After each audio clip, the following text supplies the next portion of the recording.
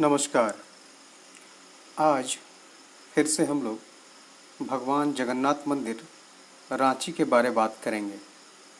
वस्तुतः धुपगुड़िया रेडियो को बनाया ही गया है इसलिए ताकि झारखंड के बारे अधिक से अधिक जानकारी दी जाए। इसके लिए अलग ग्रुप तैयार किया गया है जिसमें आप जुड़कर झारखंड के बारे अधिक से अधिक जानकारी ले सकते हैं। इस ग्रुप में हम लोग किताबों लेखों जो झारखंड से जुड़ी हुई हैं उनको पढ़कर आप लोगों के सामने रखते हैं। इसका लाभ विशेषकर झारखंड के परीक्षाओं की तैयारी करने वाले छात्र लेते हैं या ले सकते हैं। तो आज हम विस्तार पूर्वक चर्चा करेंगे भगवान जगन्नाथ मंदिर रांची के बारे में। भगवान जगन्नाथ का आस्था और विश्वास का केंद्र ही नहीं बल्कि आदिवासी सदान के सम्मिलित विश्वास का प्रतीक भी है। इस आस्था की चौखट पर न संप्रदाय का कोई महत्व है न जातियों का, ये सबके लिए खुला। आदिवासी भी उतनी ही भक्ति से भगवान के दर्शन करते हैं जितना सदान या अन्य धर्मावलंबी। भगवान जगन्नाथ के मंदिर निर्माण की कहानी भी काफ़ी रोचक है। रांची से दक्षिण पश्चिम 10 किलोमीटर दूर बड़कागढ़ क्षेत्र में 250 फीट की ऊंची पहाड़ी पर यह भव्य नौनाभिराम मंदिर स्थित है। मंदिर की ऊंचाई करीब 100 फीट है। बड़कागढ़ के ठाकुर महाराज राम शाही के चौथे पुत्र ठाकुर एनीनाथ शाहदेव ने 25 दिसंबर 1691 में इसका निर्माण करवाया था। मंदिर का जो वर्तमान रूप दिखाई देता है, इसका निर्माण करीब 1 करोड़ की लागत से 1991 में कराया गया। हालांकि मंदिर का निर्माण अब भी जारी है। मुख्य मंदिर से आधा किलोमीटर दूर मौसीबाड़ी है। 9 दिन तक यहाँ मेला लगता है। इस मेले में पूरे झारखंड से लोग आते हैं और भगवान जगन्नाथ स्वामी, भाई बलदेव एवं बहन सुभद्रा का दर्शन करते हैं। साल में 8 दिनों तक भगवान मौसीबाड़ी में निवास करते हैं। इन विशाल देव प्रतिमाओं के आसपास धातु से बनी वंशी मूर्तियां भी हैं जो मराठाओं से यहाँ के नागवंशी राजा ने विजय चिन्ह के रूप में प्राप्त किए थे। वर्तमान मंदिर पुरी के जगन्नाथ मंदिर के स्थापत्य की तर्ज पर ही बनाया गया है। गर्भगृह के आगे भोगगृह है। भोगगृह के पहले गरुड़ मंदिर है जहाँ बीच में गरुड़ान है। गरुड़ मंदिर के आगे चौकीदार मंदिर है। ये चारों मंदिर एक साथ बने हुए हैं। इनके आगे वर्तमान जगन्नाथ मंदिर न्यास समिति की देखरेख में 1979 में एक विशाल छज्जे का निर्माण हुआ। अब यहाँ एक विशाल भवन बन गया। हर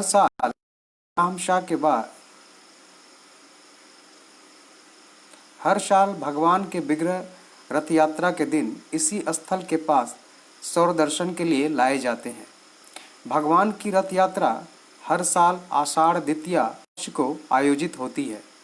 8 दिनों तक मौसीबाड़ी में भगवान विश्राम करते हैं। पूजा की प्रक्रिया यहीं पूरी होती है। 9वें दिन भगवान अपने बड़े भाई व बहन के साथ मुख्य मंदिर के लिए प्रस्थान करते हैं। इस वापसी रथ को घूर्ती रथ भी कहा जाता है। मौसीबाड़ी जाने एवं आने के क्रम में रथ खींचने के लिए काफ़ी संख्या में भक्त आतुर रहते हैं। भीड़ इतनी होती है कि इन्हें नियंत्रित करने के लिए स्वयंसेवी कार्यकर्ताओं के अलावा पुलिस बल के काफ़ी जवान तैनात किए जाते हैं। अब आते हैं ठाकुर एनीनाथ शाहदेव के बारे। राजा राम शाह की बड़ी रानी मुक्ता देवी के पुत्र थे एनीनाथ शाहदेव। मुक्ता देवी के 4 पुत्र थे जिनमें बड़े पुत्र का नाम रघुनाथ शाह था। रघुनाथ शाह के पिता के निधन के बाद राजा बने। नागवंशी परंपरा के अनुसार एनीनाथ ठाकुर कहलाए। ठाकुर एनीनाथ शाह की इनसे 21 पुत्र थे। इसका उल्लेख नागवंशावली में भी मिलता है। ठाकुर एनीनाथ शाहदेव को 97 गांव मिले थे। उन्होंने डोईसागढ़ स्थित राजधानी को छोड़कर स्वर्णरेखा नदी के समीप सतरंजी में एनीनाथ शाहदेव ने डोईसागढ़ स्थित राजधानी को छोड़कर स्वर्णरेखा नदी के समीप सतरंजी में अपनी नई राजधानी बनाई थी। वहीं पर उन्होंने एक गढ़ का निर्माण करवाया था। आज इसका कोई चिन्ह नहीं है। जहां पहले राजधानी थी, अब वहां एचईसी का फाउंड्री फोर्ट, लेकिन उनके द्वारा बसाया गया बाजार हटिया आज भी। डोईसागढ़ से सतरंजी राजधानी बनाने के पीछे कारण ये था कि वहां से इस क्षेत्र पर शासन करना मुश्किल हो रहा था। इस क्षेत्र पर लगातार आक्रमण हो रहे थे। एनीनाथ शाह के पिता राम शाह वीरता के धनी थे। इनके राज्यकाल किसी राजा ने आक्रमण किया था। रीवा के राजा बघेल से इन्हें 12 साल तक जूझना पड़ा। अंततः दोनों में संधि हो गई। संधि के बाद एनी शाह का विवाह से हुआ। राजा राम शाह को सिंहभूम के राजा जगन्नाथ से भी युद्ध करना पड़ा था। राजा जगन्नाथ ने नागवंशी राजा को डोला देना बंद कर दिया था। डॉक्टर बीपी केसरी ने लिखा है, जगन्नाथ सिंह की राजधानी को 7 बार जलाया गया था और युद्ध में 2200 लोग मारे गए थे। अंत में जगन्नाथ सिंह को संधि करनी पड़ी थी। राम शाह ने अपनी 2 बहनों का विवाह उनके यहाँ किया और स्वयं उस राज्य को पोड़ाहाट राजा की संज्ञा दी गई थी। राम शाह के बाद रघुनाथ शाह ने नागवंशी साम्राज्य संभाला। इन्होंने मराठा गुरु हरिनाथ के सहयोग से अपने राज्य क्षेत्र में अनेक मंदिरों का निर्माण कराया। इनके राज्यकाल में पलामू के रंजीत राय एवं रामगढ़ के दलेल सिंह नामक राजाओं ने किसी खानजादा के साथ आक्रमण किया था। इन्होंने उनका वीरतापूर्वक सामना किया और खानजादा मारा गया। इसके बाद दोनों राजाओं में संधि हो गई। मंदिर निर्माण की एक किंवदंती भी है।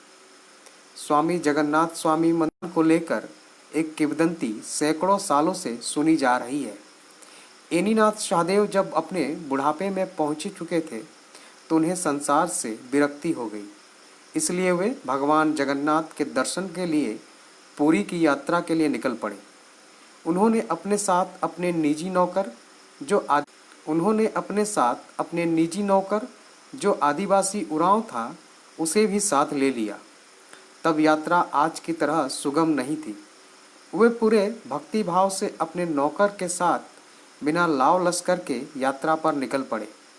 रास्ते के पहाड़, नदियाँ, घनघोर जंगलों को पार कर आखिर पुरी पहुंच गए। भगवान का दर्शन किया। इसके बाद वहीं पर पूजा अर्चना में अपना समय व्यतीत करने लगे। लेकिन उनके उरांव सेवक को वहाँ कठिनाई हो रही थी। उसने भगवान पर चढ़ाए भोग भाग करने से इनकार कर दिया। उसने देखा कि बिना विभेद के जगन्नाथ स्वामी को अर्पित भात का ग्रहण किया जा रहा है। फिर से स्वीकार नहीं था। वो 7 दिनों तक इसी तरह उपवास करता रहा। 7वीं रात वो भूख से पीड़ित होकर विचरण करने लगा कि अगर वास्तव में भगवान जगन्नाथ स्वामी हैं तो वे मेरे उदर भोजन क्यों नहीं भेजते। तभी उसने देखा कि एक ब्राह्मण आया और उसके समक्ष सोने की थाली में भात रख कर चला गया। उरांव सेवक ने उस भात को ग्रहण किया। उसे अपार संतुष्टि मिली। 7 दिनों की भूख शांत हुई। अगले दिन उरांव सेवक के पास सोने की थाली देखी तो उसके बारे में ठाकुर साहब पूछताछ करने लगे। उरांव सेवक ने सारी बातें ठाकुर एनीनाथ को बता दी। पूरी कहानी सुनकर ठाकुर को अपमान सा लगने लगा। उनके मन में आया कि मैं इतनी भक्ति से भगवान की सेवा करता आ रहा हूँ, पर मुझे सौभाग्य नहीं मिला। उसी रात ठाकुर को स्वप्न आया वो वापस चला जाए और वहीं पर जगन्नाथ स्वामी की स्थापना करे। वहीं उन्हें भगवान जगन्नाथ स्वामी के दर्शन होंगे। इसे भगवान का आदेश मानकर वे अपने सेवक के साथ वापस अपनी राजधानी सतरंजी लौट आए। अपनी राजधानी लौटने के बाद ठाकुर सुबह शाम मंदिर निर्माण की बात ही सोचते रहते थे। उन्होंने अपने परिवार, शुभचिंतकों, सरदारों, गुरु किया और सही स्थान का चयन किया। इसके बाद मराठी राजगुरु हरिनाथ चारी के तत्वाधान में 1691 में मंदिर बनकर तैयार हो गया। भगवान के स्नान, यात्रा और नेत्रदान। रथ यात्रा होने से पहले कुछ अन्य अनुष्ठान भी होते हैं। मुख्य है स्नान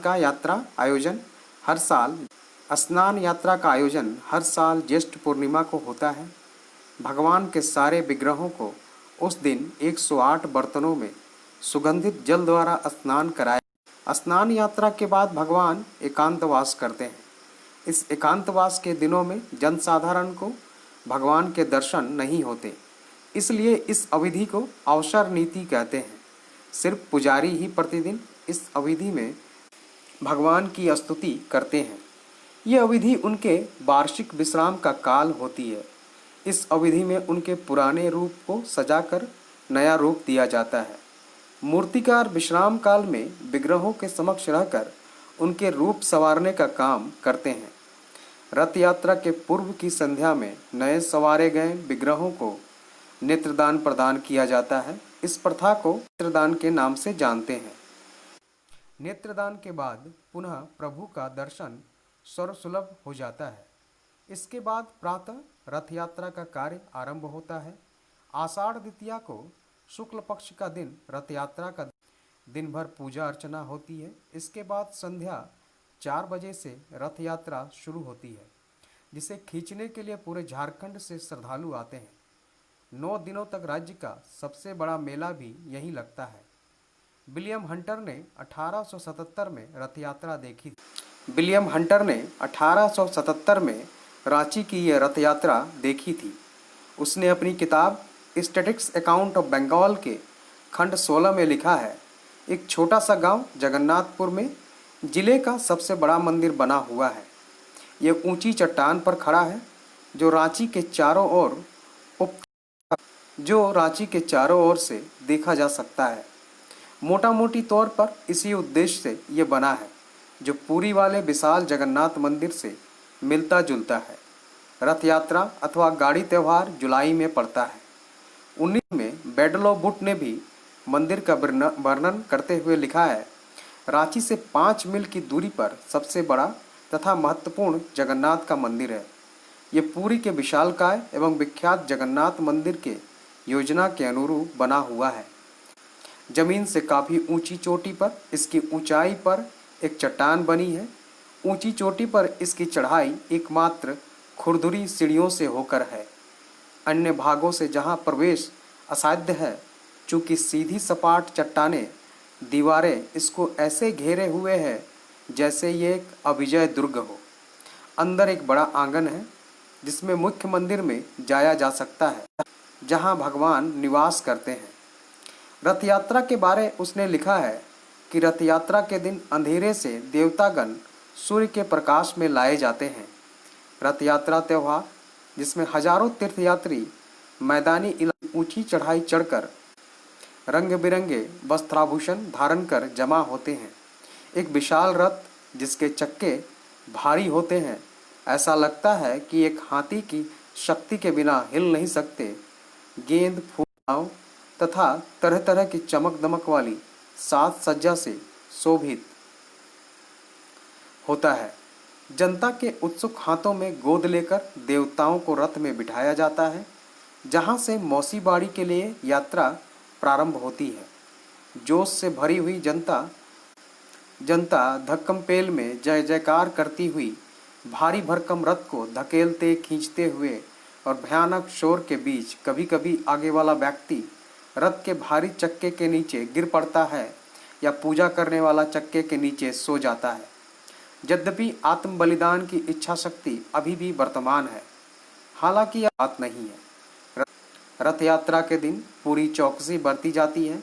काफ़ी संख्या में पुलिस बल एवं स्वयंसेवक तैनात रहते हैं। फिर भी इतना कहा जा सकता है कि बेडलो बुट ने मेले को देखा था, इसलिए वो इतना सजीव चित्रण कर सका। बिरसा की यात्रा। धरती आबा बिरसा मुंडा ने अपने पैतृक स्थानों की यात्राओं के दौरान सबसे पहले चुटिया स्थित राम मंदिर की यात्रा की थी। इसके बाद भगवान जगन्नाथ की यात्रा की थी।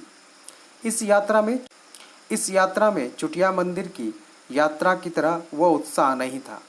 कुमार सुरेश सिंह ने लिखा है, मंदिर का चंदन लेप अतीत से चली आने वाली परंपरा स्वरूप था। इस तरह वह अतीत के साथ संबंध की एक कड़ी थी। बिरसा ने अपने शिष्यों को यह आदेश भी दिया कि वे एक नई झोली में कलमदानी धान का चूरा ले आए।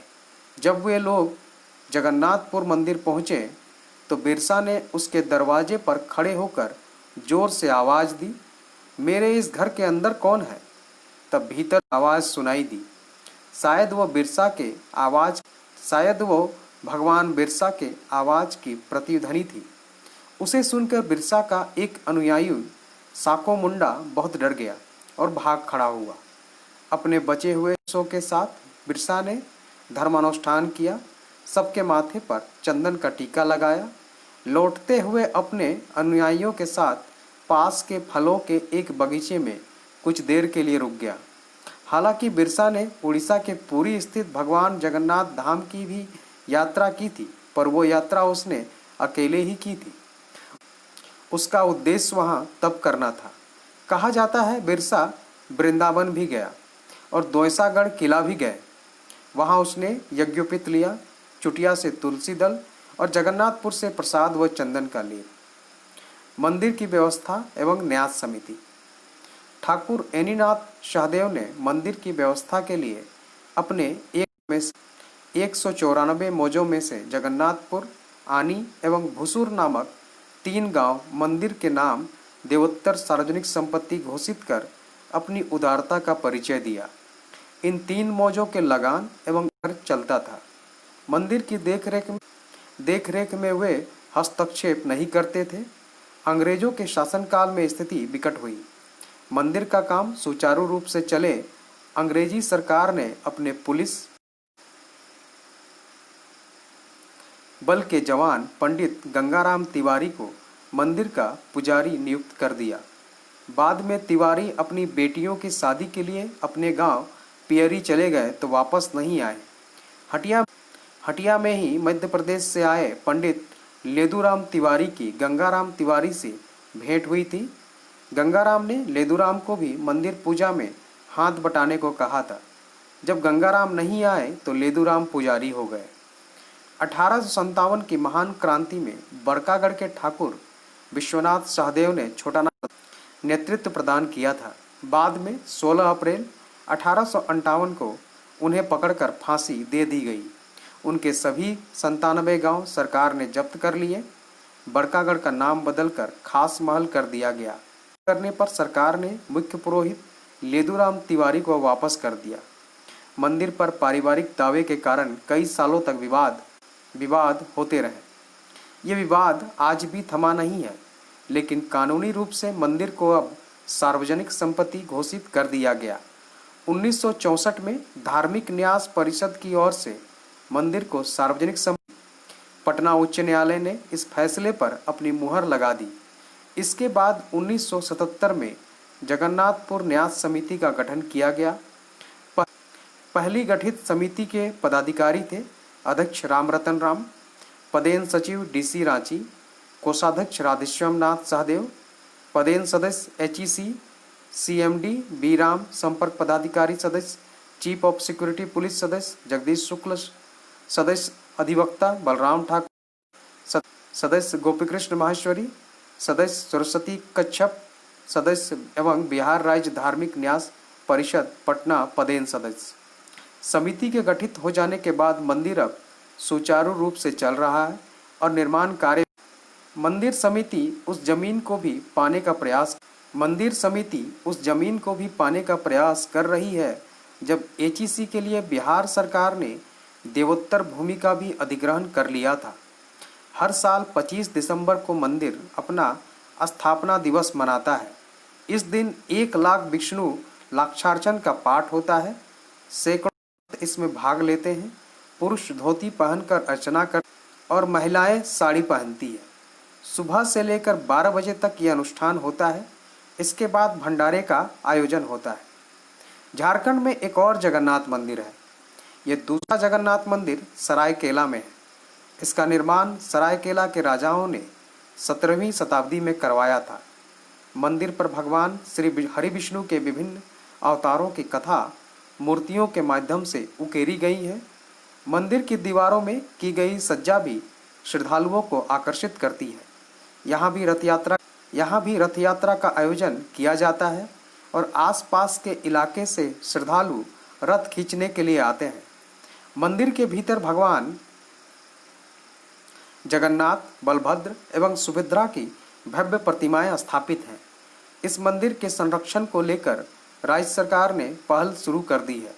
5.5 करोड़ की लागत से इसका जीर्णोद्धार किया जाना है। सरायकेला में रथ यात्रा के दौरान मौसीबाड़ी में प्रभु जगन्नाथ, बड़े भाई बलभद्र और बहन सुभद्रा अलग अलग रूपों में नजर आते हैं।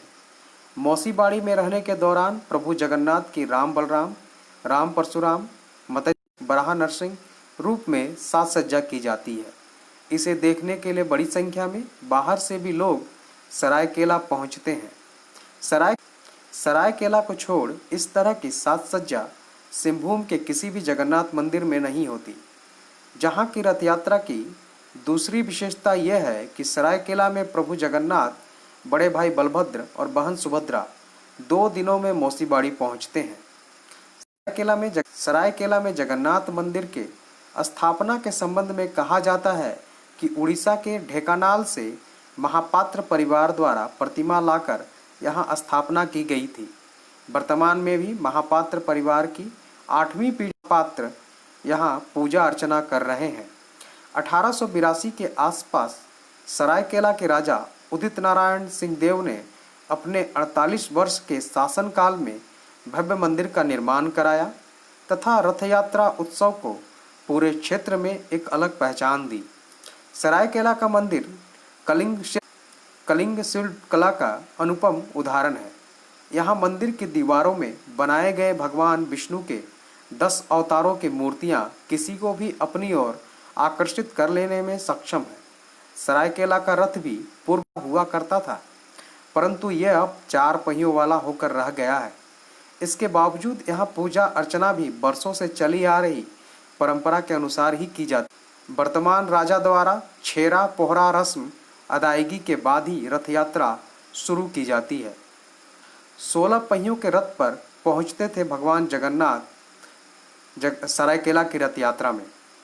पुरी की तर्ज पर आयोजित सरायकेला की रथ यात्रा में भगवान जगन्नाथ, वहीं पहले प्रभु जगन्नाथ का रथ 16 पहिए का होता था।